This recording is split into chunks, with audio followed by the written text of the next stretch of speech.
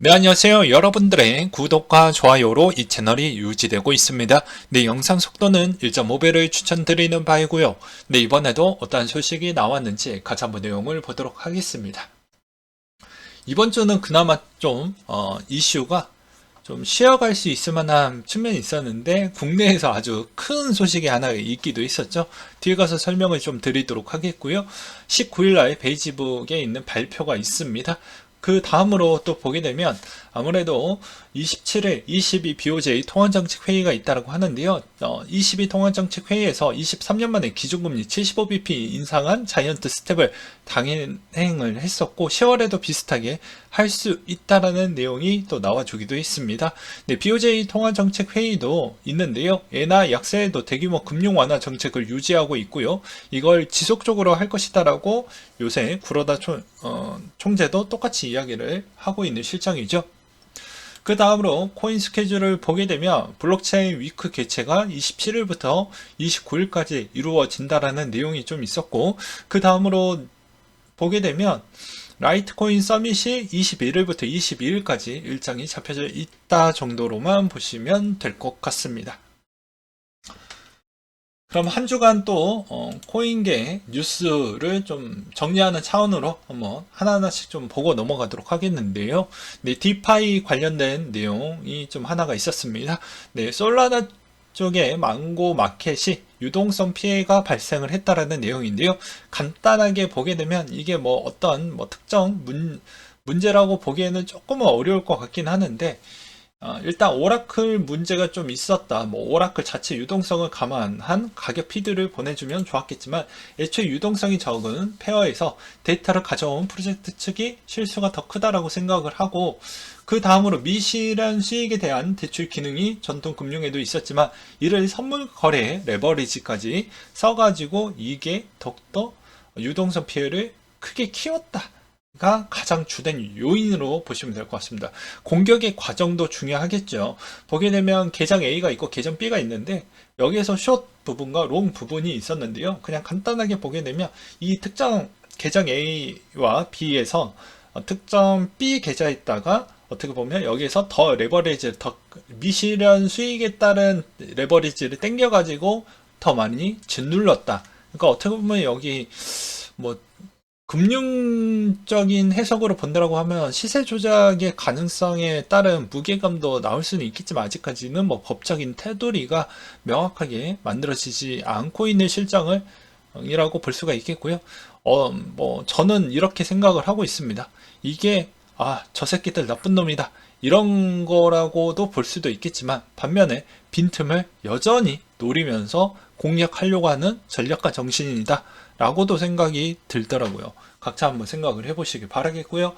그 다음으로 테더사 기업어음 전량 선상 발표, 이 이야기도 이번 주에 가장 핫 이슈 중에 하나라고 보시면 될 것 같습니다. 코인이 이때까지 지탱이 됐던 이유는 스테이블 코인이 튼튼하니까 코인에 있는 가치에 있는 돈이 빠져나갈 수 있는 마지노선이 스테이블 코인이 튼튼하게 받쳐주니 여기에서 계속 이 생태계 안에서 돈이 돌고 있는 것 뿐이지, 만약에 스테이블 코인에 있는 가치도 별 볼일 없었다고 하면 이건 달라지는 내용이라고 보시면 될 것 같습니다. 그리고 가장 구체가 저렴한 시점에 CP 기어웜을 다 던져버리고 곧바로 갈아탔기 때문에 어떻게 보면 테더사가 손실률은 좀 나오겠지만 반면에 아주 저렴한 시점에 미국채를 다량으로 구입을 했다라는 점이 상당히 이점이라고 볼 수가 있는 대목이 좀 될 것 같고요. 그 다음으로 미국의 SEC가 6가랩스 조사를 진행을 한다라고 합니다. 그래서 이번 조사에는 코인 관련 활동의 규칙기관의 광범위한 조사일 뿐이다 라는 언급이 좀 있기도 했었고요. P2E 관련된 소식으로는 국회 국내 P2E 게임 규제 완화를 제기한다라고 했는데 아무래도 게임법 개정이 필요하겠죠. 그래서 국내 게임 내 재화를 현금으로 환전할 수 있는 행위를 사행성으로 볼 것이냐 아닐 것이냐가 상당히 관건이 될 거고 사회적 논란이 있을 것입니다. 근데 제가 매번 이야기를 했습니다. 우리가 투자적 관점으로는 여기에 지지를 해 주어야 되지만 누군가는 또 하나의 가족의 또 가장이시고 그 가장이 또 부모님, 학부모가 되겠죠. 학생의 부모니까 자녀의. 그러면 그 또 이중적인 스탠스가 동시에 걸리는 측면은 나는 투자를 하면서도 자녀가 이게 사행성으로 빠질 것이냐. 또 이것도 견제를 해야 돼요. 그러니까 둘 다 좀 갖고 싶어. 근데 이건 욕심이라고 매번 이야기를 했어요. 순기능과 역기능. 돈을 벌고 싶지만 학생이 그쪽으로 빠져나가는 게 내 자식도 이쪽이 이렇게 해가지고 또 안 좋은 길을 갈 수도 있지 않을까. 이런 걱정거리가 있는 것이죠. 여러분들도 각자 한번 생각을 해보시기 바라겠고요. 그 다음으로 또 보게 되면 멜론은행이 가상자산 수탁 서비스를 출시를 하기도 했었죠. 그래서 저는 이렇게 생각을 하고 있습니다. 가장 오래된 은행이고 세계 최대 규모의 수탁 은행이 멜론이 이번에 출시를 했다라는 건 대부분 은행들이 미국 은행들이 그나마 가장 체력이 좋고 그리고 나머지 국가들에 있는 은행들이 별로 좋지 못한 실정이기 때문에 아무래도 미국 쪽이 이번에 이런 크립토 시장의 커스터디 쪽을 뚫어주면 이쪽으로 자금이 들어올 수 있는 형태도 남아져 있기 때문에 가장 적절한 시기에 서비스를 출시를 했다라고 생각을 하고 있는 실정입니다. 마찬가지로 나스닥도 주변에 있는 주식 시장들이 워낙 별로 좋지 않으니 이때다라고 해서 나스닥도 마찬가지로 검토를 하고 준비를 하고 있는 실정이죠. 그렇게 저는 생각이 들더라고요. 그 다음으로 이제 카카오 관련된 이야기를 조금 해보고 넘어가도록 하겠습니다. 카카오와 우리와의 관계도가 좀 있죠. 그래서 보게 되면 업비트 카카오 인증 서버장의 공지가 정확하게 제가 영화를 보고 있는 시점에서 15시 반에 친구를 보기로 했었는데 그때 한 5분 정도 안 되더라고요. 대부분 5분이 넘어가면 이게 큰 사건이다라고 저는 생각이 들었거든요. 왜냐, 이때까지 업비트가 그렇게까지 어떻게 보면 카카오톡이 그렇게 오랫동안 안 됐던 적이 거의 없었기 때문입니다. 그래서 보면, 이거 조짐이 안 좋다. 라고 생각이 들어서 한번 확인을 해봤더니, 이제 데이터 센터에서 불이 나서 그랬다더라. 근데 그 데이터 센터에서도 보게 되면은 문제점이 뭐가 있었냐. UPS에서 이제 불이 났다라고 하더라고요. UPS 쪽에서 불이 났다라는 건 이제 뭐냐면 이게 순간 정전 장치를 보상을 해주는 장치인데 이게 대부분 리튬 배터리로 보존을 하게 되어져 있습니다. 그러니까 어떻게 보면 바이패스 형태인데요. 이게 2시간 만에 또 추가 뉴스가 나왔는데 2시간 만에 뭐 이게 조치가 가능하다 이렇게 나왔더라고요. 그래서 저는 제가 알고 있는 상식적인 지식으로는 절대 2시간 안에 못하는데 2시간이 내놨다라는 것은 기사를 자세히 읽어보니 소방공무원의 언급이 좀 있었고 그거는 이제 대부분 개발자 입장이나 회사 관계자 입장이 아니었기 때문에 그거를 좀 정정을 해드리는 바입니다. 그래서 지금은 일단은 또 웃긴 건 무엇이냐, 카카오가 지금 지원을 해주고 있는 측면이 보시게 되면 이것도 카카오톡 다운뷰, 카페, 맵, 페이, 뭐 모빌리티, 업비트도 안 돼요. 게임도 안 되고 그리고 카카오 뭐 스타일 피코마 이때 한때 다 안 됐습니다. 근데 지금은 일부 조금 서비스가 되는 부분이 있습니다. 근데 제가 이걸 보면서 어떠한 생각이 들었을까? 그런가 보다. 이렇게 끝나는 게 아니죠. 이게 다 치밀한 계획으로 이걸 해주는 거예요. 왜 그러냐? 자, 다시 되돌아가서 보게 되면 뭐 어떤 이야기를 드리고 싶냐면 기업은 무조건 이윤 추구 대상을 우선적으로 봅니다. 그러니까 피해 보상 복구를 우선순위로 하거든요. 그래서 보게 되면 가장 광고가 제일 빨리 복구를 시켜야 그게 피해 손실 보상 추이가 적어지게 되니까 PC카톡도 배너 광고 하루당 거의 단가가 2,500만 원 정도 알고 있거든요. 네. 그래서 일주일에 거의 한 2억 원에서 3억 원 정도 찍힙니다. 카카오톡, PC카톡 밑에 배너 하나씩 깔리잖아요. 그러니까 그런 거부터 먼저 살리는 거 보면 대충 각이 나오시죠? 우선순위가 딱 정해져 있어요, 여러분들. 이것도 이제 팁으로 알려드리는 것이고요. 그렇기 때문에 본인의 피해 보상 복구 부분의 우선순위로 잘 살린다. 그 다음으로 또 우리한테 피해를 받았던 측면 중에 하나를 또 보게 되면 업비트 부분이 좀 되겠죠. 근데 업비트 쪽을 보게 되면 인증 서버 장애 공지라고 떴어요. 당연히 연동제로 되었기 때문에. 근데 되게 웃긴 게, 예, 이게 아마 이번에 인증 서버 장애로 인해서 과연 우리가 보상을 받을 수 있는 범위가 있을까? 라고 생각이 들어가지고 한번 과거 사례를 한번 가져와 봤습니다. 22년도 8월 26일자에 나왔던 기사 내용인데요. 전산 장애가 발생을 했었을 때 빗썸의 배상 판결문이 사전적으로 나왔던 게 있었습니다. 재판부는 원고들의 암호화폐 급격히 하락하는 장세에 펼쳐졌음에도 전산 장애 사이트에 접속하지 못하거나 매도 주문을 못하는 서비스가 이용하지 못했다고 해서 서비스 이용 계약에 따른 채무 불이행을 했다라는 판결문으로 인해서 이게 특정 투자자에 있는 잘못이 아니다라고 판결문이 나왔던 사례가 있었기 때문에 이번에서도 마찬가지로 매수에 따른 보상 절차는 없겠지만 특정 내가 매도하려고 하는 시점에 있어서 접속이 안 돼서 그거를 이제 증명을 해내야 되겠죠. 그랬을 경우에는 일부 보상 측면이 충분히 이루어질 수 있는 가능성은 열려져 있다 정도로 참고하시기 바라겠습니다.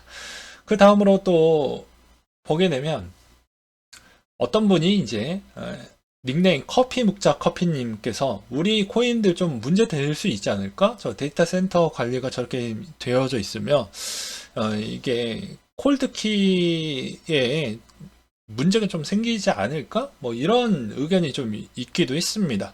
근데 이게 보면 UPS 쪽과 데이터 센터는 분리가 되어져 있습니다. 그렇기 때문에 어떻게 보면 UPS에서 거기서 확산이 돼서 만약에 기존의 데이터를 보관된 장소까지 만약에 피해가 갔다라고 하면 문제가 될 수는 있겠지만 그 정도 선까지는 아니었기 때문에 그렇게 너무 이 개인키의 문제점과 뭐 해킹 가능성 이런 것까지 열어두는 건 좀 바람직하지 않을 것 같고요. 그 다음으로 또 이때 또 틈새를 또 노려서 짤 두 가지를 한번 가지고 와봤는데 카톡에 먹통을 틈타서 중간에 또 광고를 많이 하시더라고요. 네이버 쪽에서 긴급한 연락이 필요할 때 끊기지 않는 글로벌 메신저 라인이라고 해놓기도 했었고 그 다음으로 또 눈에 들어왔던 게 카카오의 키보드를 반납을 하려고 했는데 현재까지 요금이 계속 올라가고 있다고 합니다. 그냥 접속이 안 되니까요. 그래서 스쿠터 종료 안 돼서 지금 106,500원이라는 짤이 돌기도 했습니다. 되게 웃기죠. 그래서 보게 되면 좀 안타깝다. 근데 대기업에 있는 그런 형태는 아닌 것 같다. 라고 보였습니다. 그러니까 몸통만 커졌지, 이런 행동 같은 걸 보게 되면 되게 중견기업보다 더 못하다라는 저는 생각이 좀 들더라고요. 왜냐면 제가 다니고 있는 회사도 보게 되면 다 이중화 처리해놓고 웬만하면 뭐 어떠한 문제점, 자연재해나 특별 피해가 있었던 사례가 있으면 다 피드백을 다 해서 다 적용을 다 시키거든요. 근데 카카오가 이 정도까지 무너졌다라는 건 제가 보기에는 엄청난 치명타를 받았다라고 생각이 들고요.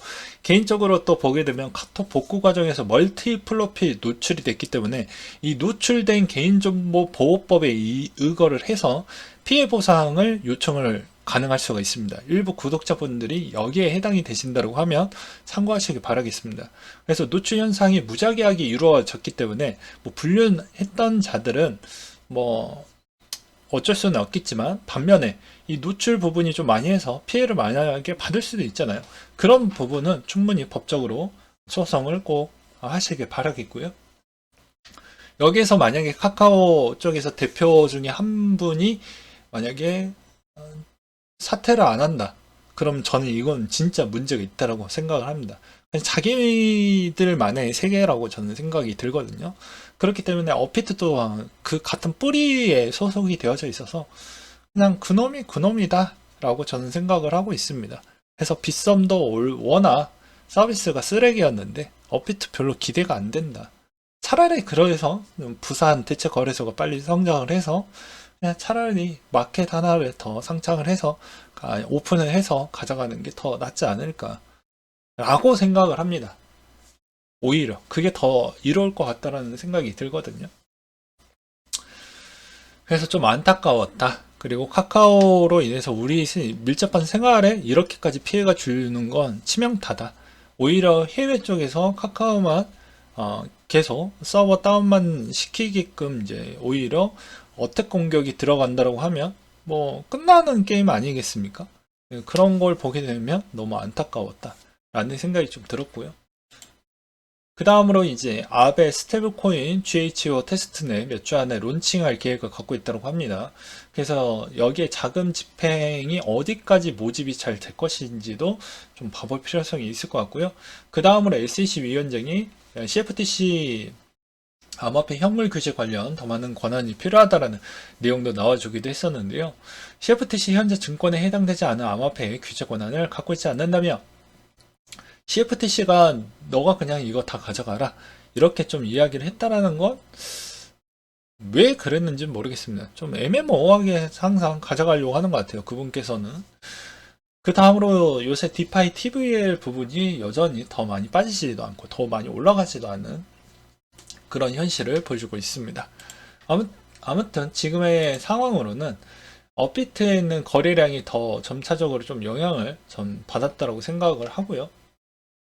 국내 거래소에서도 그래도 거래량이 그나마 가장 많은 쪽에 해당이 되어 가고 있는 거래소니까 아무래도 그렇게 생각이 들고 그 다음으로 이번 주에서 이슈 나올 만한 거리는 그나마 좀 적기 때문에 오히려 국내적인 소식 부분에만 좀 치중을 해서 좀 보시기 바라겠다라고 말씀을 드리고 웬만하면 카카오 가뜩이나 뭐 임원들이 대거 매도하고 스톡옵션 다 매도하고 뭐 TT하고 막 그랬는데 가뜩이나 카카오 개인 투자자분들은 더욱더 고생을 많이 하실 것으로 보여집니다. 지금도 한 7, 80% 빠졌다고 하는데 거의 90%대까지 빠지지 않을까 이런 생각이 드네요. 아무튼 뭐 어쩌겠습니까? 이것도 한 방에 안 좋았던 일이 항상 몰아서 오듯이 여러분들도 항상 지혜롭게 본인의 여러 가지 문제점이 사전적으로 좀 보인다고 하면 항상 나를 어떻게 잘 그런 쪽에 노출 안 되게끔 플랜 B, 플랜 C도 준비를 하면서 내 인생이 그나마 좀 많이 무너지지 않게끔 세팅을 하면서 가는 길이 투자의 올바른 길이지 야 몰빵에 올인해 하면 그 카카오와 지금에 있는 실정과 다르지 않는다라는 점도 참고하시기 바라겠습니다. 네, 이상으로 마치도록 할게요.